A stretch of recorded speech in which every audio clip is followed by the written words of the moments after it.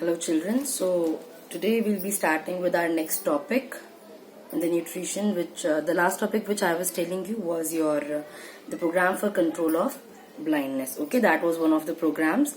The next program here is your iodine deficiency disorder program or IDD program. Fine. So as the name indicates, iodine deficiency disorder means here we'll be studying about the deficiency of iodine and the programs which were launched by the government regarding the iodine deficiency.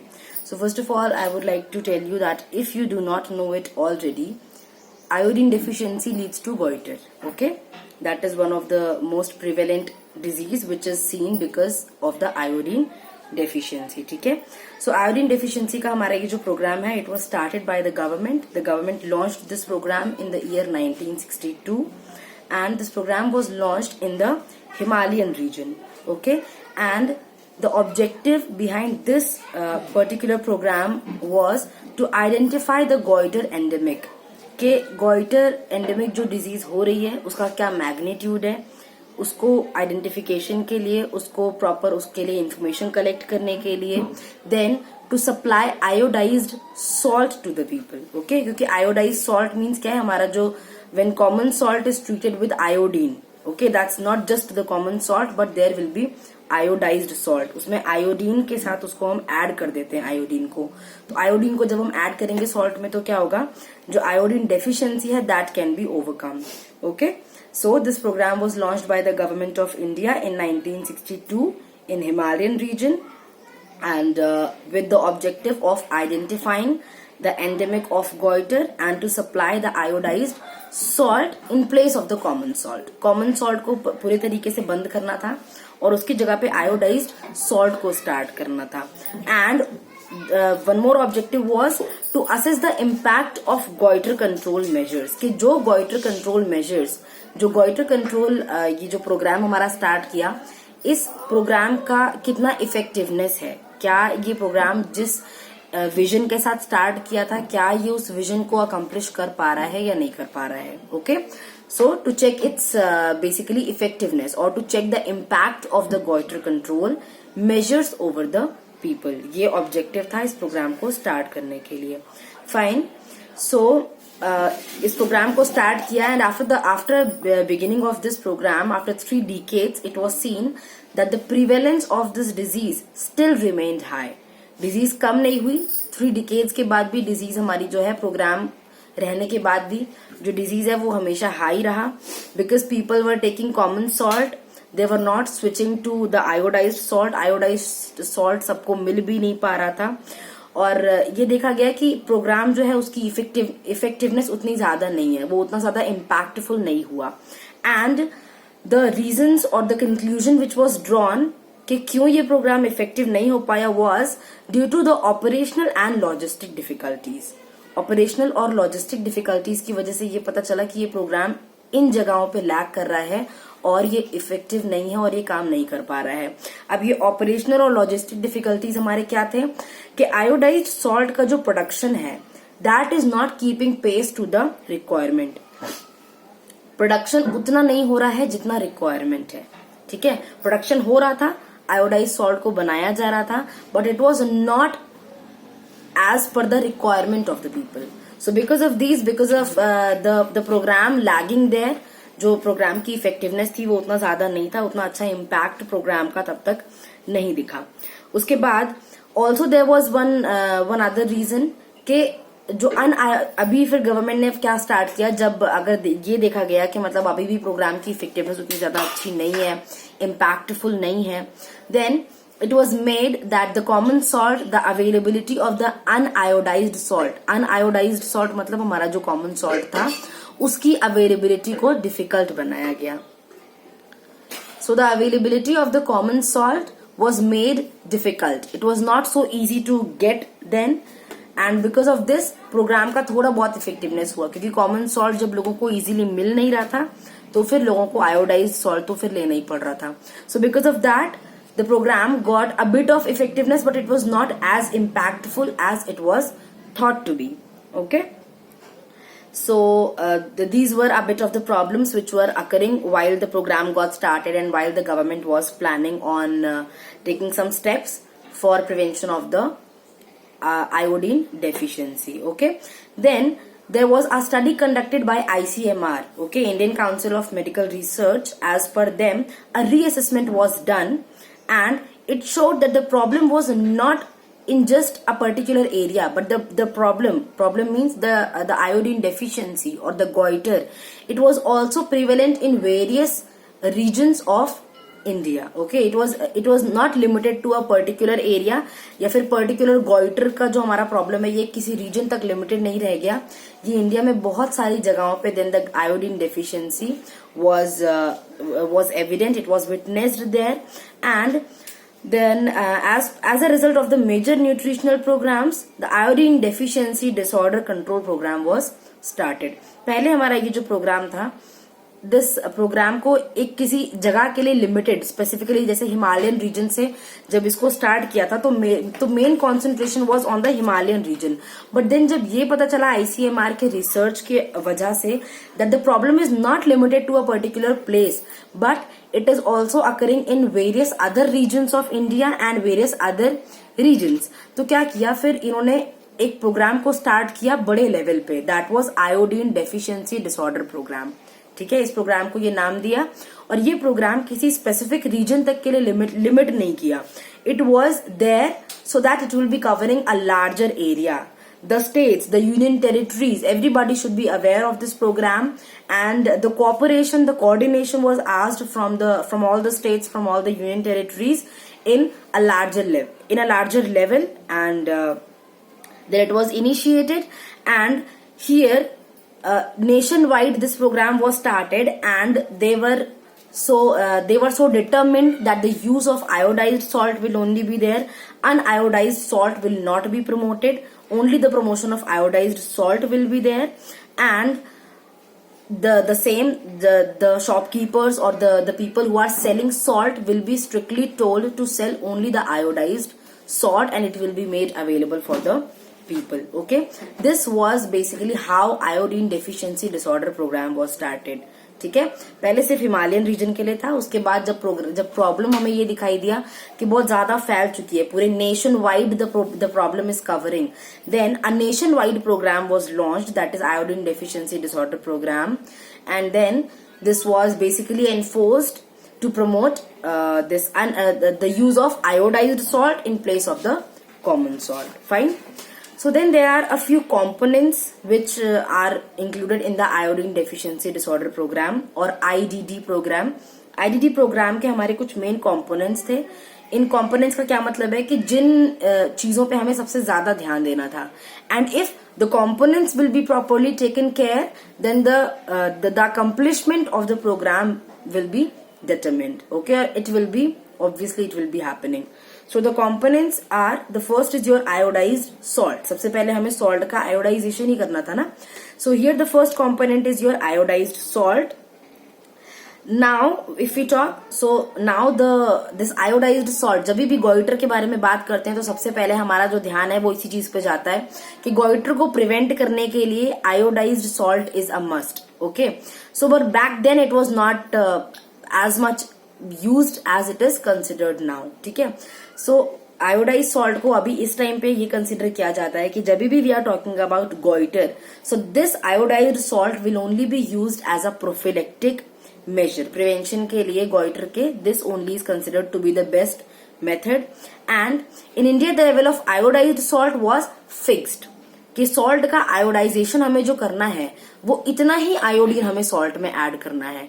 और इतना ही iodine मतलब कितना ही iodine मैं बोल रही हूँ, कितना iodine salt में ऐड करना है was decided on the basis of the prevention of food adulteration act. ये एक्ट मैं आपको पहले बता चुकी हूँ, जब फूड अडल्ट्रेशन हम पढ़ रहे थे तो there we already have discussed about it. So as per the prevention of food adulteration act, उस एक्ट को ध्यान में रखते हुए ही खाने में नमक, जो हमारा कॉमन सॉल्ट था, जो नमक था, उसमें हमने आयोडाइजेशन उस एक्ट को ध्यान में रखते हुए किया. As per the prevention of food adulteration act, the salt while it is being produced, production point पे जो सॉल्ट है उसका आयोडाइजेशन होना चाहिए 30 ppm पे, ठीक है। 30 ppm will be the amount of salt being iodized at the production point. जिस टाइम पे सॉल्ट को प्रोड्यूस कर रहे होंगे प्रोडक्शन पॉइंट पे, the salt can be iodized up to 30 ppm. उससे ज्यादा या उससे कम, हमें ज्यादा थोड़ा बहुत उससे हो सकता है पर उससे कम हमें नहीं करना है, because then it will lead to the iodine deficiency, ठीक है। ये मैं प्रोडक्शन पॉइंट के लिए मैंने बताया 30 ppm. एंड कंज्यूमर पॉइंट पे, कंजम्पशन पॉइंट पे, कंज्यूमर लेवल पे जो सॉल्ट का आयोडाइजेशन है that can be done for about 15 ppm. Okay, this was the range. Production point पे it is 30 ppm, consumer level पे it can be done for about 15 ppm. Fine. Then, and this was supposed to be the prophylactic range at which the iodine deficiency can be controlled and the goiter can be controlled as well. Okay. उसके बाद फिर क्या हुआ? After this particular thing was done and this was planned, then the NIN Hyderabad, they gave they had something which they produced, you can say. They had a salt where they added iron as well as the iodine. ठीक है. NIN Hyderabad ने क्या produce किया? उसके बाद दे produced a salt. Okay, they had their own, you can say, discovery where they discovered the use of common salt along with the iron and iodine. All these two things, iron and iodine, will be there in the common salt. So this still is being tested, and it actually was tested that whether it is fine or whether it is okay to use this 2-in-1 salt kind of a thing, whether it is efficient enough or not. So the studies, the further studies, the trials have been then going on of knowing कि ये जो 2-in-1 combo है हमारा, कि NIN Hyderabad के according जो salt इन्होंने common salt में आयरन और आयोडीन दोनों को मिक्स किया, क्या ये इफेक्टिव है, इफिशिएंट है, यूज करने के लिए सेफ है या नहीं है.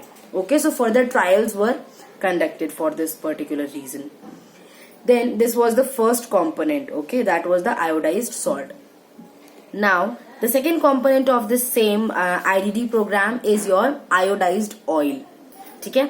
इसके बाद हमारे फिर आयोडाइज्ड सॉल्ट के अलावा हमारा कुछ और भी तरीकों को निकाला गया आयोडाइजेशन के लिए, दैट इज आयोडाइज्ड ऑयल को प्रिपेयर किया गया. Okay, and this iodized oil was prepared on safflower और ऑन सफोला ऑयल. ठीक है, इसमें बनाया. And then this iodized oil was supposed to be administered intramuscularly. ठीक है, इंट्रामस्कुलर एडमिनिस्ट्रेशन वाज फाउंड. इसको गॉइटर के कंट्रोल करने के लिए इंट्रामस्कुलर इंजेक्शंस बनाए आयोडाइज्ड ऑयल के, जिसमें कि 1 ml of iodized oil will provide protection for about 4 years. अगर 1 ml आयोडाइज्ड ऑयल को इंट्रामस्कुलरली इंजेक्ट करेंगे सो ये 4 साल के लिए प्रोटेक्ट करेगा from goitre. This was found and it was practised as well. Okay, और ये हमारा जो आयोडाइज्ड ऑयल है it was produced. This iodized oil was produced in safflower and in the safola oil. Fine. Then iodized oil का intramuscular administration के साथ साथ there was also the oral administration of the oral administration of iodized oil. Oral administration हमारा जो method है obviously वो easy था. intramuscular के comparison पे वो हमारा इजी मेथड था. ओरली हमें ऑयल को दे देना है. ओके, देन ओरली कैसे हम दे रहे थे? सोडियम आयोडेट टैबलेट्स हमारे थे, उनके फॉर्म में दिए जा रहे थे. ये आयोडाइज्ड ऑयल को, आयोडाइज्ड ऑयल के हमारे टैबलेट्स हो सकते थे या फिर हमारे sodium iodate tablets were there. Those could be given orally and that was simpler as compared to the intramuscular. क्योंकि oral कोई चीज ले रहे हैं वो बहुत simple है to take.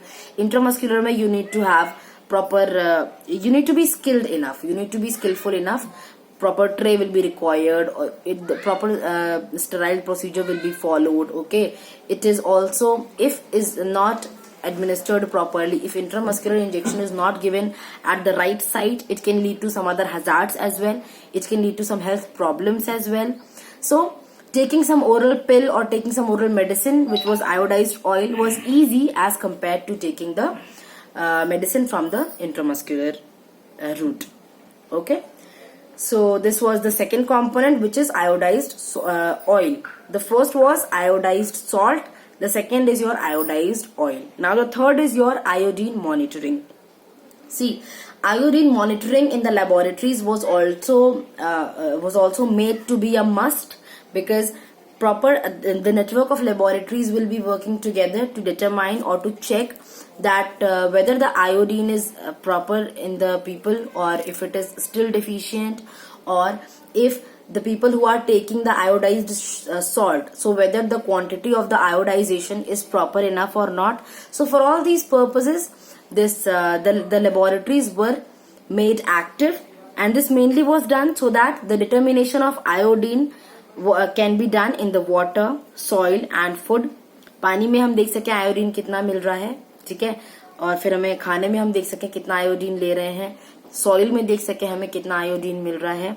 Then to determine, और इससे क्या पता चलेगा अगर आपको पानी में भी आयोडीन मिल रहा है proper, so that is again that will be helping in prevention of the disease. Okay, so इन सारी चीजों में हमें पता करने के लिए कि whether कहाँ से you people are getting or we people are getting the iodine. For determining all these things, the laboratories were made active and they were made to work. Then also it was made to determine the quality of the iodine. Okay, the quality of the iodine in the salt जो हम use कर रहे हैं, उसमें जो iodine हम मिला रहे हैं वो iodine का क्वांटिटी कैसा है, उसको जो हम ट्रीट कर रहे हैं आयोडीन के साथ, whether the quantity of that iodine is favorable for us or not, whether it is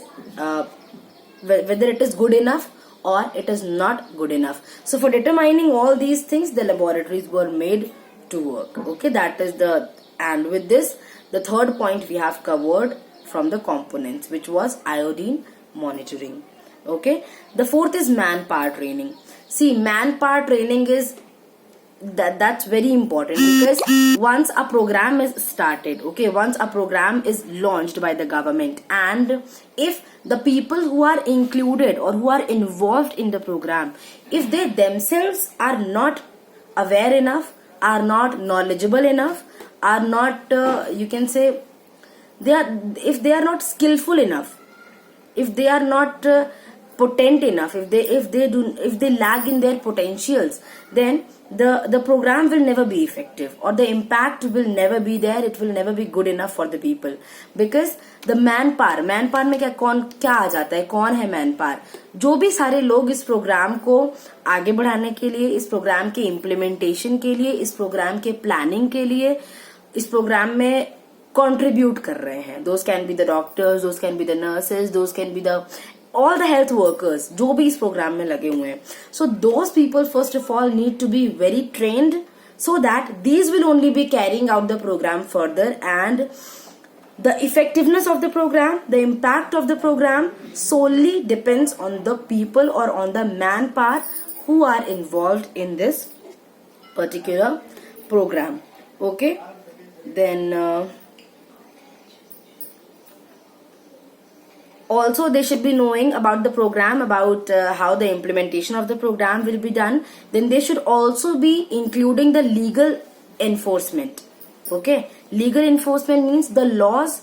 There will be certain laws sometimes made for the laws will be made in respect to the amendment of the program, or sometimes the laws will be made to take the program further, because there will always be some people who will never be acting until and unless there are some laws regarding it. जैसे कि एक law इसमें ये है कि uniodized salt will not be sold by any of the people, will not be selling, anybody will not be selling, any shopkeeper will not be selling uniodized salt. That will be against law, and if caught guilty will be punished. ठीक है, so these kind of laws should be people should be aware, the manpower should be aware of the laws whatsoever has been enforced by the government, and also they should be making people aware of it कि अगर आपके साथ कोई इस तरीके का चीज कर रहा है तो वो गलत है, वो इलीगल है. अगर आपको कोई अनआयोडाइज्ड सॉल्ट दे रहा है तो वो गलत है. तो they have to also make the government aware, make the people aware of it, and also they need to be educating the people. Implementation तो देखना ही है प्रोग्राम का, नॉलेजेबल तो होना ही है प्रोग्राम के लिए, साथ साथ में लॉज के बारे में पता होना है, साथ साथ में लोगों को नॉलेज भी देना है, पीपल को एजुकेट भी करना है. Okay, so the people education is also one of those which comes under the man power training. The next component is your mass communication. Mass communication में हमारा क्या आ गया? सी, मास कम्युनिकेशन मतलब जब लोगों के बीच में बातों को कम्युनिकेट हम कर रहे हैं. मास मीडिया एंड कम्युनिकेशन, जब हम टेलीविजन से कोई चीज जानते हैं या फिर जब हमें कोई आकर के किसी चीज के बारे में बताता है, दैट इज मास कम्युनिकेशन. जो लोगों में आपस में कम्युनिकेशन हो रहा होता है. जैसे अगर गवर्नमेंट ने कोई प्रोग्राम बनाया तो मास कम्युनिकेशन का क्या मतलब है कि गवर्नमेंट वो बताएगी अपने पीपल को, those people will be passing on that information to the community people. ठीक है, कम्युनिटी में वो सबको बताएंगे. फिर कम्युनिटी के में उसका इम्प्लीमेंटेशन होगा. फिर कम्युनिटी उससे हैप्पी है, नहीं है, कम्युनिटी का फीडबैक वापस गवर्नमेंट तक जाएगा. So that is mass communication. Okay, so mass communication was also one of the components, is also one of the components of the IDD programme. Mass communication में इन्होंने क्या चीज बताई कि first of all goitre control work में mass communication will be playing a vital role. It will be play, or it has to play a vital role whenever we are into some program in the goiter control program as well. It will be playing a very important role. Creation of public awareness is very important, and this awareness can be created through mass communication. लोगों में awareness लाना बहुत ज्यादा जरूरी है, क्योंकि अगर लोगों में अवेयरनेस होगी तो लोग गलत चीज नहीं करेंगे, वो सही चीजों को करेंगे. ठीक है, सो फॉर दैट अगर मास कम्युनिकेशन नहीं होता, लाइक अभी का एग्जांपल हम लें कोरोना का, मास कम्युनिकेशन नहीं होता तो हमें पता होता सोशल डिस्टेंसिंग के बारे में? नहीं पता होता. हम नर्सिंग फील्ड से हैं, सब थोड़ी ना नर्सिंग फील्ड से हैं. सबको पता होता कि what is the use of proper hand washing? No, because the government use this mass media and they did a proper effective use of mass communication, so we the people got to know the preventive measures, the precautionary measures we got to know because of mass communication. So making people aware and creating this awareness is very important to make any program effective enough. All the states, all the union territories, they properly were told about what is this IDD program, and they were told to completely not using the uniodized salt. They had to completely ban the use of uniodized salt. Okay, and also the states and the union territories also have set the IDD control cells. IDD control cells को कई जगह पे establish किया गया. ये IDD control cells क्या कर रहे थे? मॉनिटरिंग कर रहे थे. किसी को अगर आयोडीन डेफिशिएंसी है, उसका प्रोग्राम हमारा कितना इफेक्टिव है उसको मॉनिटर कर रहे थे. लोग कितना चीजों को प्रॉपरली प्रैक्टिस कर रहे हैं उसको ये असेस कर रहे थे.